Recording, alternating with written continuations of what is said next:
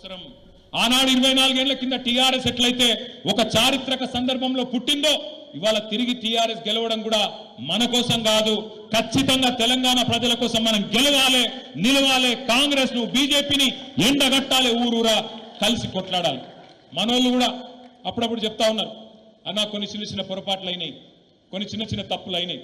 అవును, అందరం మనుషులమే, కొన్ని తప్పులు అయినాయి, కరెక్టే. పార్టీ నిర్మాణం మనం పట్టించుకోలే, వాస్తవం. పార్టీలో చాలా మందికి పదవులు ఇచ్చేది ఉండే, ఇయ్యలే, వాస్తవం.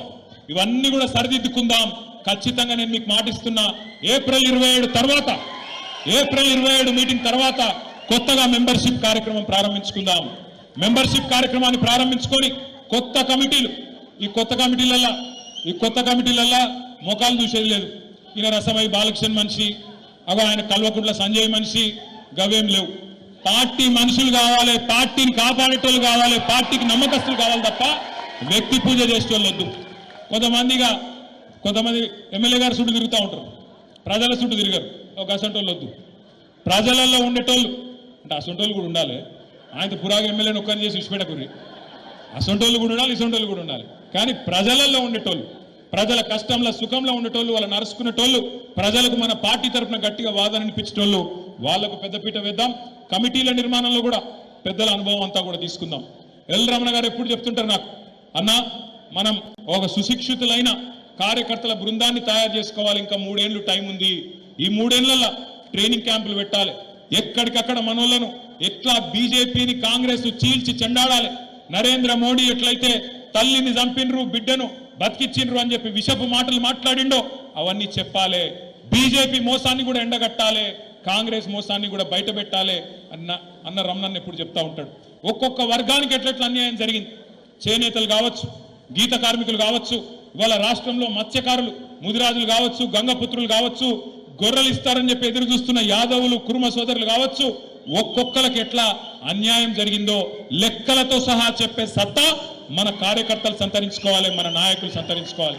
ఎవరిని ఇట్లా ముట్టుకున్నా ఏదో ఉత్తగా మాట్లాడినామన్నట్టు మాట్లాడు కాదు, బూతులు తిట్టుడు కాదు, సబ్జెక్టుతో సహా మాట్లాడే సత్తా, సబ్జెక్టుతో సహా వివరించే సత్తా మన నాయకులు సంతరించుకోవాలి, మన కార్యకర్తలు సంతరించుకోవాలి. దానికోసం ఇప్పటికే మనం కట్టుకున్న 32 జిల్లా పార్టీ ఆఫీసులు ఉన్నాయి. ఆ పార్టీ ఆఫీసులన్నింటినీ యాక్టివేట్ చేద్దాం. ఏ జిల్లాకా జిల్లా శిక్షణ కార్యక్రమాలు పెట్టుకుందాం.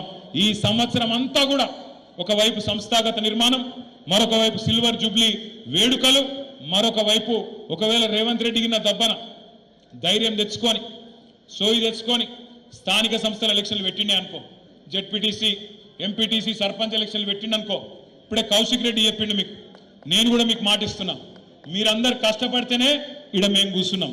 మీకోసం ఇప్పుడు మేము కష్టపడే టైం వచ్చింది. తప్పకుండా గల్లీ గల్లీ తిరుగుతాం, చెమట వడుపుతాం, గల్లీ గల్లీ తిరుగుతాం.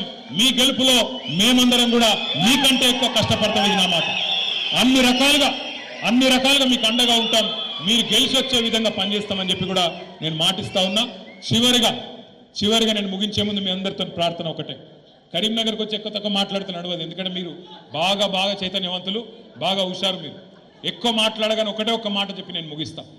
ఎందుకో కానీ పోయినసారి కరీంనగర్లో మనం మెజారిటీ సీట్లు గెలవలే. 13లో 5 గెలిచినాం, 8 పోయినాయి. ఆ గెలిచిన 5లో ఒక ఆయన దొంగలలో వేయండు, జగిత్యాల ఆయన పోయినోడు వేయండు. మళ్ళా వాళ్ళ గురించి రంది లేదు. కానీ ఖచ్చితంగా ఈసారి 13కి 13లో గులాబీ జెండా ఎగిరే విధంగా ఎక్కడోళ్ళం అక్కడ, ఏ గ్రామానికి ఆ గ్రామంలో కథానాయకులు అయిదాం. ఈ మాట నేను ఎందుకు చెప్తున్నా అంటే, చాలా మంది మనోళ్ళు ఏమనుకున్నారు ఎరికైనా ఎలక్షన్లప్పుడు, పోతే మా ఎమ్మెల్యే పోతాడేమో కానీ కేసీఆర్ అయితే ముఖ్యమంత్రి ఉంటాడే అనుకున్నారు. కరెక్టా కాదా? కరెక్టేనా? ఇప్పుడు సోయి వచ్చిందా? మీ ఎమ్మెల్యే వ్యక్తి కేసీఆర్ కూడా పోతుందని అర్థమైందా? గది కథ. మనకు పంచాయతీలు ఉంటే, మనకు తాకట్లు ఉంటే టికెట్లు ఇయ్యక ముందు కొట్లాడుకోవాలి.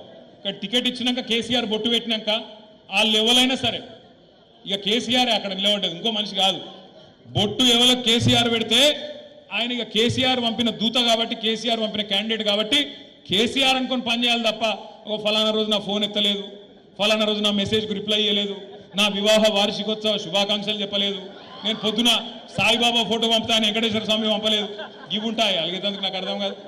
నేను ఆ రోజు బర్త్డేకి పిలిస్తే రాలేదు, ఇవి పెట్టుకోకూరి మనసులో దయచేసి. నేను మీ అందరినీ కోరేది ఏంటంటే, దయచేసి కోరేది ఏంటంటే, అందరం మనుషులమే, ఈడ కూర్చున్న వాళ్ళు అందరం కూడా మనుషులమే కదా. మేము కూడా తప్పులు చేసిండొచ్చు, చిన్న చిన్న పొరపాట్లు మాతో కూడా కావచ్చు. కానీ ఆ కోపంతో ఇవాళ ఏమైంది, తెలంగాణ మొత్తం ఆగమాగమవుతుంది. ఆఖరికి పోయి ఎవరి చేతిలో పడ్డది, కాంగ్రెస్ చేతిలో పడ్డది. ఇక వాళ్ళ కథ మీకు మొత్తం ఎట్లున్నదో మీకు బాగా తెలుసు. నా ప్రార్థన మీతో ఏంటంటే, ఈసారి ఆ తప్పు జరగద్దు. ఈసారి ఏ ఊరి కావురు మనది మనం తీర్మానించుకోవాలి.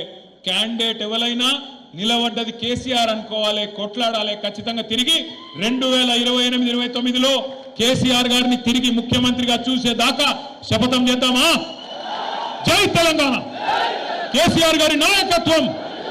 వరంగల్ ఏప్రిల్ 20 నాడు టైంకి రావాలి, సూపర్ హిట్ కావాలి. జై తెలంగాణ.